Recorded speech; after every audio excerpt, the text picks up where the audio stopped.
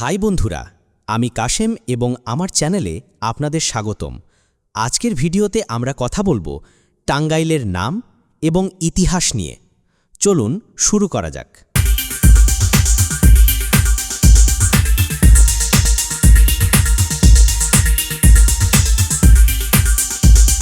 টাঙ্গাইল বাংলাদেশের একটি ঐতিহ্যবাহী জেলা, যার রয়েছে সমৃদ্ধ ইতিহাস ও সংস্কৃতি। এর নামকরণ থেকে শুরু করে মুক্তিযুদ্ধ পর্যন্ত এর প্রতিটি পরতে রয়েছে নানা উল্লেখযোগ্য ঘটনা।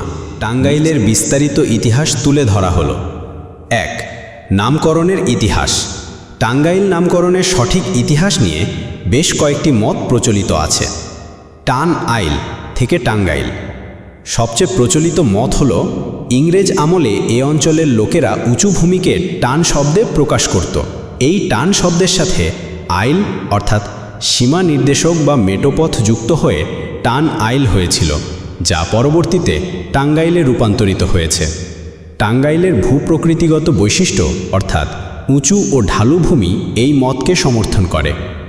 টাঙ্গা ও আইল থেকে আরেকটি মত অনুসারে অতীতে যাতায়াতের প্রধান বাহন ছিল ঘোড়াগাড়ি বা টাঙ্গা। এই টাঙ্গাওয়ালারা যেখানে বাস করত সেই স্থানটিকে টাঙ্গা প্লাস আইল থেকে টাঙ্গাইল বলা হতো। টেঙ্গু সাহেবের আইল। কিছু ইতিহাসবিদ মনে করেন ব্রিটিশ শাসনের শুরুর দিকে আকুর টাকুর ও শাহবালিয়া মৌজার মধ্যবর্তী স্থানে টেঙ্গু সাহেব নামে এক ব্যক্তির নীল চাষের কারখানা ছিল। তিনি যাতায়াতের জন্য উঁচু মেটোপথ তৈরি করেছিলেন, যা টেঙ্গু সাহেবের আইল নামে পরিচিত ছিল। এই নাম থেকেই টাঙ্গাইল শব্দটির উৎপত্তি। টাঙ্গাইল মোপলাদের সর্দার। সুবাদার শায়েস্তা খানের আমলে জলদস্যু দমনের জন্য দক্ষিণ ভারতের মালাবার অঞ্চলের মোপলাদের আনা হয়েছিল। তাদের ধর্মগুরুকে টাঙ্গাইল বলা হতো। মোপলাদের সর্দারকে যেখানে জায়গা দেওয়া হয়েছিল সেই স্থানটি ক্রম টাঙ্গাইল নামে পরিচিত হতে শুরু করে বলে এই মতটি প্রচলিত। 1778 খ্রিস্টাব্দে রেনেলের মানচিত্রে এই অঞ্চলকে আটিয়া নামে দেখানো হয়েছে। 1866 খ্রিস্টাব্দের আগে টাঙ্গাইল নামে কোনো স্বতন্ত্র স্থানের পরিচয় পাওয়া যায় না। 15 নভেম্বর 1870 খ্রিস্টাব্দে মহকুমা সদর দপ্তর আটিয়া থেকে টাঙ্গাইলে স্থানান্তরের পর থেকে এই নামটি পরিচিতি লাভ করে। 2. প্রাচীন ইতিহাস ও ভূপ্রকৃতি। টাঙ্গাইল জেলা পূর্বে বৃহত্তর ময়মনসিংহ জেলার একটি অংশ ছিল। ইতিহাসবিদদের মতে সুদূর অতীতে টাঙ্গাইল ছিল আসাম কামরূপ অঞ্চলের অধীন। এই অঞ্চলের ভূপ্রকৃতি বৈচিত্র্যপূর্ণ। মধুপুর গড় ব্যতীত টাঙ্গাইলের অধিকাংশ মাটি ব্রহ্মপুত্র ও যমুনার পলি দ্বারা গঠিত। অসংখ্য নদ নদীর শাখা প্রশাখায় ভরপুর এই অঞ্চল গড়ে উঠেছে নানা ভাঙ্গা গড়ার মধ্য দিয়ে। টাঙ্গাইলের ভূমি অতি প্রাচীন। মধুপুর গড়ের লাল মাটি এর অন্যতম বৈশিষ্ট্য। এখানে বিভিন্ন স্থানে প্রত্নতাত্ত্বিক নিদর্শনের ধ্বংসাবশেষ পাওয়া যায়, যেমন ঝোরকা, ঘাটাইল থানা সদরের কাছে অবস্থিত একটি প্রাচীন কীর্তির ধ্বংসাবশেষ, যা এককালে রাজা হোড়ের বাড়ি ছিল বলে লোকমুখে প্রচলিত। আটিয়া জামে মসজিদ সংলগ্ন দিঘি। এই দিঘির পাড় প্রাচীন ইট ও মৃৎপাত্রের ভগ্নাংশ দ্বারা আচ্ছাদিত। হিন্দু পালের গড়, সন্তোষ জমিদার বাড়ি, সাগর দিঘি, গুপ্ত বৃন্দাবন, বারোতীর্থ ইত্যাদি উল্লেখযোগ্য পুরাকীর্তি। 3. জমিদারি প্রথা। টাঙ্গাইলে বেশ কিছু বিখ্যাত জমিদারি পরিবার ছিল, যারা এই অঞ্চলের সামাজিক, অর্থনৈতিক ও সাংস্কৃতিক জীবনে গুরুত্বপূর্ণ ভূমিকা পালন করেছিলেন। এদের মধ্যে উল্লেখযোগ্য করটিয়া জমিদার পরিবার। এটি মুঘল স্থাপত্য শিল্পের অন্যতম নিদর্শন। ওয়াজেদ আলী খান পন্নী ওরফে চাঁদ মিয়া এই রাজবাড়ি স্থাপন করেন। দেশভাগের পর জমিদারি প্রথা বিলুপ্ত হলেও কিছু বংশধর এখনও এখানে বসবাস করেন। দেলদুয়ার জমিদার পরিবার বা গজনবী লোহানী। এই জমিদাররা ইসলাম ধর্মাবলম্বী ছিলেন এবং তাদের পূর্বপুরুষরা আফগানিস্তানের গজনি থেকে এসেছিলেন।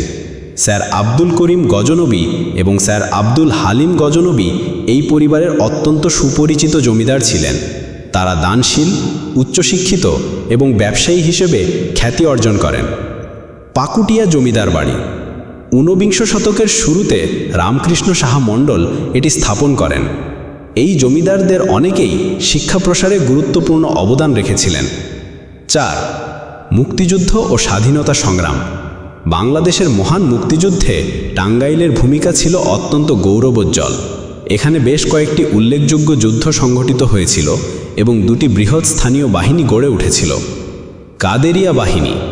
বঙ্গবীর কাদের সিদ্দিকীর নেতৃত্বে এই বাহিনী গঠিত হয়েছিল, যা ছিল একটি শক্তিশালী গেরিলা বাহিনী।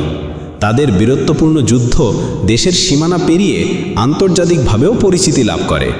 কাদেরিয়া বাহিনী টাঙ্গাইলের বিভিন্ন স্থানে হানাদার বাহিনীর বিরুদ্ধে সফল আক্রমণ পরিচালনা করে। বাতেন বাহিনী। খন্দকার আব্দুল বাতেনের নেতৃত্বে এই বাহিনী গঠিত হয়েছিল। এই বাহিনী দক্ষিণ টাঙ্গাইল সহ ঢাকা, গাজীপুর, পাবনা, মানিকগঞ্জ ও সিরাজগঞ্জ জেলার বিভিন্ন অংশে যুদ্ধ পরিচালনা করে। এই বাহিনীতে প্রায় ৩৫০০ সশস্ত্র যোদ্ধা ছিল। ১৯৭১ সালের ১১ই ডিসেম্বর টাঙ্গাইল হানাদার মুক্ত হয়।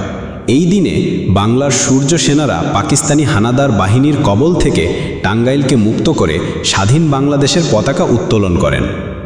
৫. সাংস্কৃতিক ঐতিহ্য। টাঙ্গাইল তার নিজস্ব সংস্কৃতি ও ঐতিহ্যের জন্য বিখ্যাত। এখানকার লোক ঐতিহ্য নিয়ে একটি প্রবাদও প্রচলিত আছে। চমচম, টমটম ও শাড়ি, এই তিনে টাঙ্গাইলের বাড়ি। টাঙ্গাইলের তাঁতের শাড়ি ও শাড়ি। টাঙ্গাইলের তাঁতের শাড়ি পৃথিবী বিখ্যাত। অসাধারণ বুনন শৈলী ও ডিজাইনের জন্য এই শাড়ি দেশ বিদেশে সমাদৃত। এই শিল্প এখানকার হাজার বছরের ঐতিহ্য ও সংস্কৃতির বাহক।